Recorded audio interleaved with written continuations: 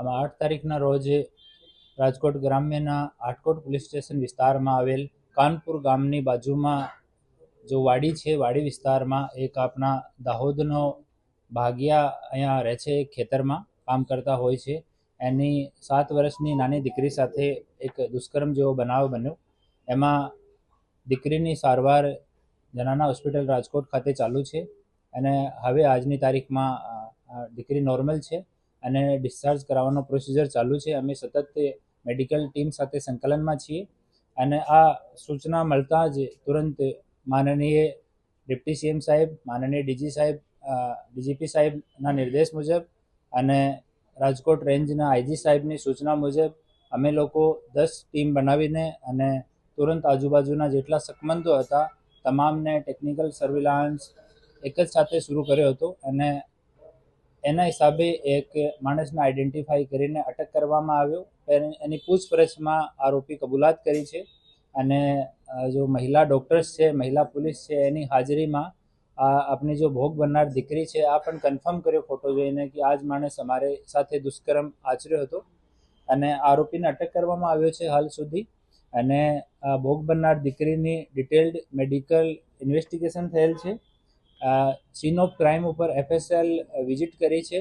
સરકારી પંચોની હાજરીમાં પંચનામો થઈ ગયેલ છે અને જો આ સરિયો હતો એના હાથમાં, એનાથી એના દીકરીના પ્રાઇવેટ પાર્ટ ઉપર ઇન્જરી કરી હતી તો સરિયો રિકવર કરવામાં આવ્યો છે અને ઘટના સ્થળથી અમુક અમને ફોરેન્સિકના સારા પુરાવા પણ મળ્યા છે. એને અમે FSLમાં મોકલીશું. એના પછી એના રિપોર્ટ આવ્યા પછી ઇન્વેસ્ટિગેશનમાં સામેલ કરવામાં આવશે અને મહેરબાન ડીજીપી સાહેબ અને આઈજી સાહેબની સૂચના છે અને માનનીય ઉપમુખ્યમંત્રી શ્રીનો નિર્દેશ છે કે આની ઝડપથી તપાસ પૂરી કરવામાં આવે. તો અમે લોકો એક ટીમનું ગઠન કર્યું છે. આ ટીમ અલગ અલગ એંગલ પર કામ કરી રહી છે અને જેટલો વહેલો થઈ શકે એટલો વહેલો અમે લોકો ઇન્વેસ્ટિગેશન પૂરી કરીને આમાં ચાર્જશીટ કરવામાં આવશે અને કોર્ટ સાથે, ડીજીપી સાહેબ સાથે અમે સંકલનમાં છીએ. ત્યાં પણ કોર્ટમાં જેટલો વહેલો થઈ શકે એટલો વહેલો એનો ફાઇનલ સજા સુધી જાય એવો અમે લોકો પ્રયાસ કરી રહ્યા છીએ. ઘટના એક્ઝેક્ટ કયા સમય, દિવસના સમય બની હતી, રાતના સમય બની?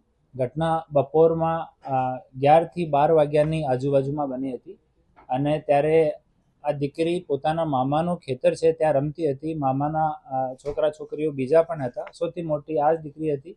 તો એ બાળકો ત્યાં રમતા હતા અને બાજુની વાડીમાં જ આરોપી હતો. ત્યાંથી આવીને મેક્સિમમ 10 મિનિટનો જો ટાઈમ લીધો આતા જ આ આપણી દીકરીને દુષ્કર્મનો શિકાર બનાવ્યો. આરોપી હતો એ પરિચિત હતો, દીકરીને કઈ લાલચ આપી ચોકલેટની કેવી?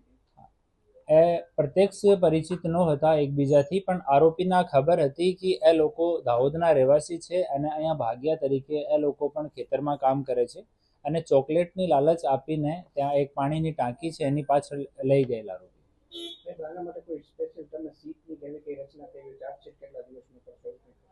અમે જેટલું જલ્દી થઈ શકે, આમાં દિવસ નક્કી નથી કર્યા, લેકિન જેટલું જલ્દી થઈ શકે ઇન્વેસ્ટિગેશન કોમ્પ્રોમાઇઝ નહીં થાય અને સારો ઇન્વેસ્ટિગેશન જેટલું જલ્દી થઈ શકે એટલો જલ્દી અમે લોકો અને ઇન્વેસ્ટિગેશન પૂરો કરીને ચાર્જશીટ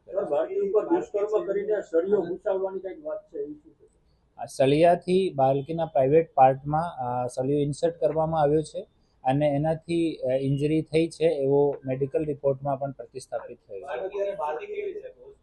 હવે બાળકીની સ્થિતિ સારી છે, સ્ટેબલ છે. ઇનિશિયલી 1-2 દિવસમાં બાળકી થોડી શોકમાં હતી, પછી હવે કાલથી બાળકીની સ્થિતિમાં બહુ સુધાર છે અને ડૉક્ટર સાથે પણ અમે લોકો સંકલનમાં છીએ. આના મેન્ટલ અને ફિઝિકલ બંને કન્ડિશનમાં બહુ સુધાર છે. આમાં પોક્સો એક્ટ હેઠળ અને રેપનો જો આપણે BNS ને કલમ મુજબ ગુનો દાખલ કરવામાં આવે છે અને આરોપીનો મેડિકલ ચેકઅપ આજ કરાવવામાં આવશે અને પછી આજ સાંજમાં ગઈકાલે સાંજે આના આરોપીને પૂછપરછ પછી અટક કરવામાં આવ્યો હતો અને આજ નામદાર કોર્ટ સમક્ષ રજૂ કરીને અમે લોકો 7 દિવસના રિમાન્ડની માંગણી કરવાના છે.